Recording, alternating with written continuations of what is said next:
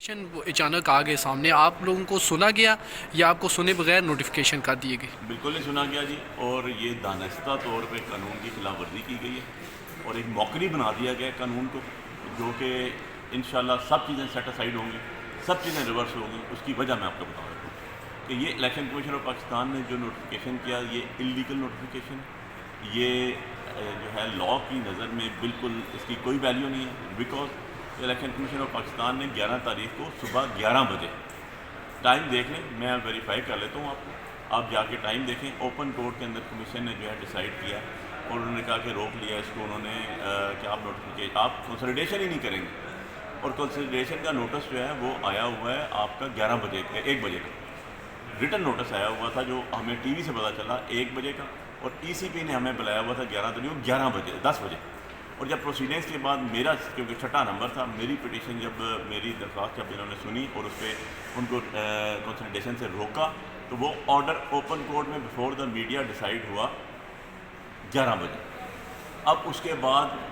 کیسے کنسلٹیشن کر دی، اور یہ کنٹیمپٹ آف کورٹ ہوگی آر او کے اگینسٹ۔ آر او پہ تو میں آپ کو یہاں لکھ کے دیتا ہوں، آر او پہ ایف آئی آر بھی ہوگی، آر او پہ کمپلینٹس بھی ہوں گی، ڈیفیمیشن سوٹس بھی ہوں گے۔ He will not be the part of دس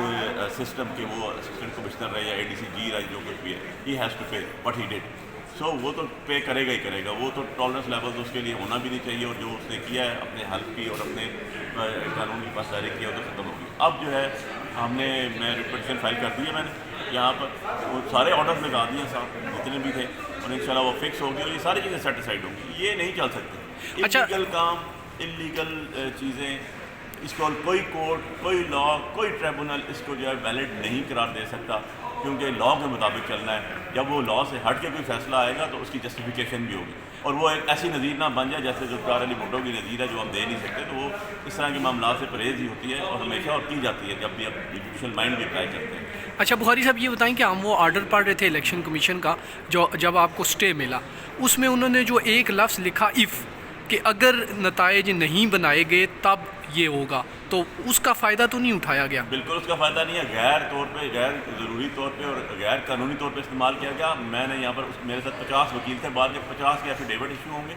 اور سارے کے سارے ایفیڈیوٹ سبمٹ کریں گے، سارا میڈیا وہاں تھا اور ادر پٹیشنرز بھی وہاں پر تھے، ان کی موجودگی میں ہوگی، اور ای سی پی کے چیئرمین جو ہیں، جو آپ کے الیکشن کمیشن آف پاکستان کے، وہ بھی جواب دیں ہیں، وہ بھی پبلک ایکسچیکر سے پیسے لیتے ہیں۔ ان کا آرڈر جو خود انہوں نے کیا، اور انہوں نے اپنے سامنے بیٹھی ہوئی جو ڈپٹی ڈائریکٹر تھی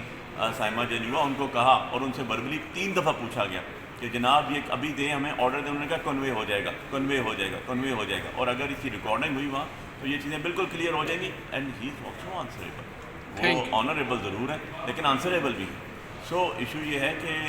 یہ انشاءاللہ جو ہے سیٹسفائڈ ہوگا، یہ چل ہی نہیں سکتا اس طرح کی چیزیں آپ مینڈیٹ چوری کر کے، مینڈیٹ چوری کرنے کے بعد چیزوں کو انلیگیلٹیز میں ڈال کے اور انلیگل اسپیکٹس کر کے آپ کہیں گے جی پارلیمنٹ میں بیٹھ جائیں گے، لوگوں کے مینڈیٹ سے قانون سازی کریں گے، غیر قانونی لوگ غیر قانونی طور سے آئے ہوئے، ایسے نہیں ہوتا۔ یہ سارے کا سارا جو ہے یہ فروٹائل ایکسرسائز ہے، یہ 2 4 10 دنوں کی بات ہے، 20 دنوں کی، ہر چیز سامنے آ جائے گی۔ Thank you.